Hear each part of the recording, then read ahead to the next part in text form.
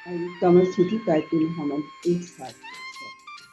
ओम भूर्भुवः स्वः तत्सवितुर्वरेण्यं भर्गो देवस्य धीमहि धियो यो नः प्रचोदयात्। परम पूज्य गुरुदेव परमने माता जी के दिव्य उपस्थित में विराजमान सभी साथियों को मेरा हृदय से अभिनंदन। बंधुओं, प्रभु को कैसे प्राप्त किया जाए? प्रभु को प्राप्त करने के लिए हमें अंतर्मुखी होना पड़ता है। अंतर्मुखी मनोनिग्रह के द्वारा जो है साधना की गहरी पर पैर रखते हैं। तो साधना और पुरुषार्थ के द्वारा हमारी भक्ति की सीढ़ी प्राप्त हो जाती है। भगवान जो है भक्ति की सीढ़ी से प्राप्त किए जाते हैं और भगवान हमारे अंतःकरण में प्रेम की सीढ़ी से नीचे करते हैं। कहते हैं कि ये आत्मचिंतन आत्मशोधन के द्वारा प्राप्त किया जाता है।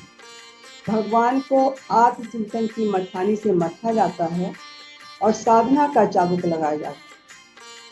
साधना अपने गुण कर्म स्वभाव साधना के द्वारा जो है चाबुक लगाया जाता है और गायत्री महामंत्र से उसकी रगड़ाई की जाती है। तब जाके कहीं भगवान की प्राप्ति होती है। भगवान निर्मल मन सो में पावा मुनि कपल से छदना भवा। भगवान निर्मल मन में निवास करते हैं। डॉक्टर साहब अपने प्रवचन में बराबर कहते रहते हैं, बी बॉर्न अगेन, बच्चा बन जाओ।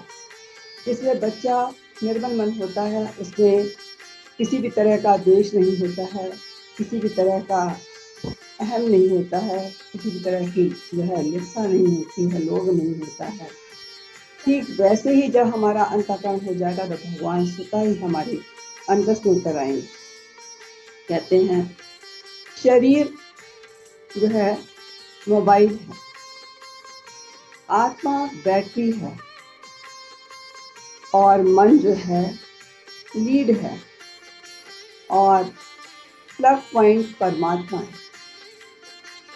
तो शरीर, हम यूँ तो मोबाइल को चार्ज करते हैं, कर लिया मैंने, लेकिन वो मोबाइल चार्ज करने के लिए हमें शरीर को जो बैटरी पड़ी उसको चार्ज करना पड़ेगा। मन को परमात्मा में लगाना होगा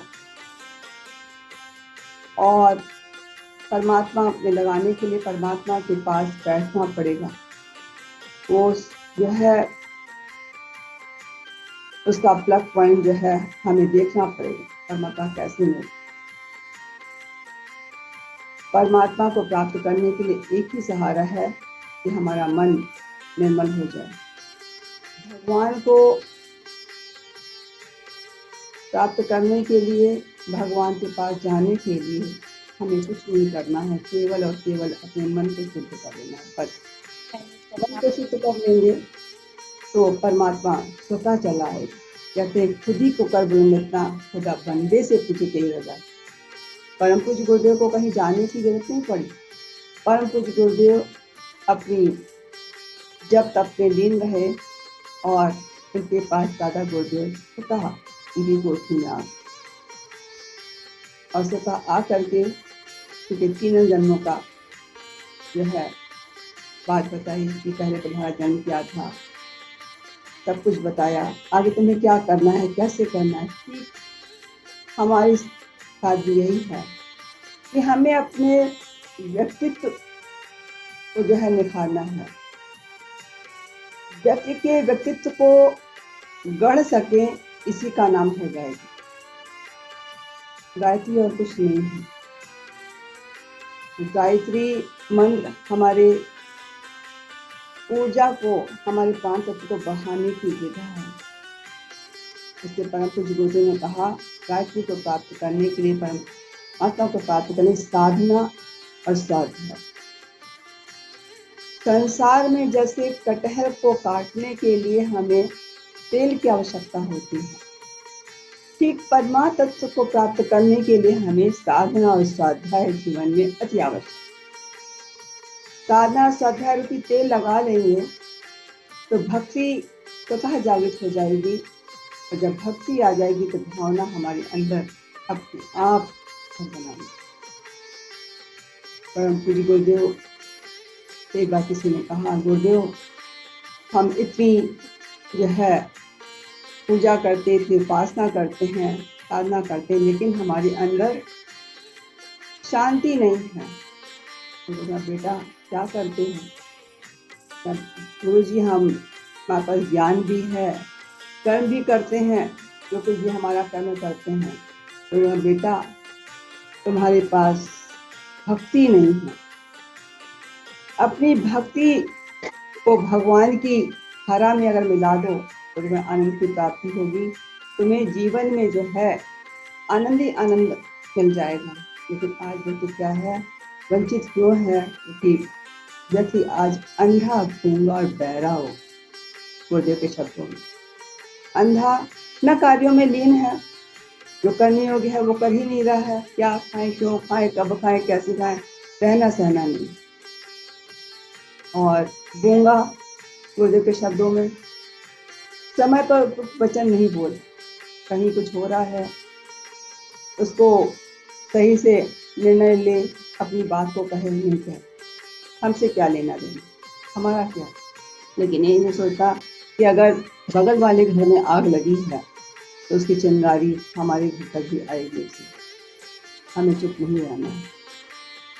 और बहरा हो गया है कि उपयुक्त वचन ही नहीं बोलता, समय पर सुनता ही नहीं, क्या करना। आज संसार में आस्था की आग लगी हुई है, लोगों की प्रज्ञा सो गई है, उसे जगाना है। हमें सच्चिंतन और सत्कर्म के द्वारा अपने जीवन को संवारना है। तो जो है उधर उसकी बुद्धि काम नहीं करती। जो कहते हैं, बेटा बिना सद्बुद्धि के जीवन तुम नहीं बन सकता है। आज सब कुछ है मानव के जीवन में, लेकिन जीवन सेट तो जीवन सेट को सेट करने के लिए गायत्री का सहारा लेना पड़ेगा, प्रज्ञा का सहारा लेना। एक दृष्टांत के माध्यम से अपनी बात को जो है करेंगे। एक बार एक व्यक्ति गुरु जी के पास गया, बोला, गुरु जी हमें सत्संग का लाभ नहीं मिल रहा है, क्या करें? तो गुरु जी का, बेटा बैठो, हमारी बात को मानोगे? बोले हाँ। बोले जाओ बेटा एक लोटे में मदरा ले आओ। क्या गुरु जी मदरा क्यों मंगा रहे हैं? सत्संग की लाभ कैसे हो हमें ये बताना है, कह रहे मदरा ले आओ। बोले हाँ बेटा मदरा ले आओ। तो व्यक्ति मदरा ले आया, तो आदेश तो आदेश, बेटा इसको पी लो। उस व्यक्ति ने मुंह में डाला और गले में रखा। थोड़ी देर बाद बाहर गया और कुल्ला कराया। उनका बेटा नशा आया? बोले नहीं गुरुजी नशा नहीं आया। बोले क्यों नहीं आया? बोले गुरुजी हमने कंठ में धारण किया था, नीचे नहीं उतारा था। तो बेटा उसी तरह से नशा नहीं आया, जैसे कि अगर तुम सत्संग की बात सुनते हो, स्वाध्याय करते हो और तुम उसको चिंतन चेत व्यवहार में नहीं उतारते हो, तो तुम्हें आत्मोन्नति का मार्ग प्रशस्त नहीं होता है, तुम्हें आत्मिक शांति नहीं मिलेगी। इसलिए जो भी करो उसको चिंतन मनन के द्वारा अपने जीवन में उतारो, अपने व्यवहार में उतारो, तभी तुम्हें सुख और शांति मिलेगी। तो कहने का तात्पर्य है कि जो कुछ भी हम स्वाध्याय करते हैं, प्रभु को प्राप्त करना चाहते हैं, सर्वप्रथम हमें अपने अंतस में उसके गुण कर्म स्वभाव को साधना होगा, परमात्मा स्वतः ही चलता चला आ जाएगा। इसमें कोई संशय की बात नहीं। ये शब्दों के साथ वाणी को विराम देंगे। आगे की सबको प्रणाम।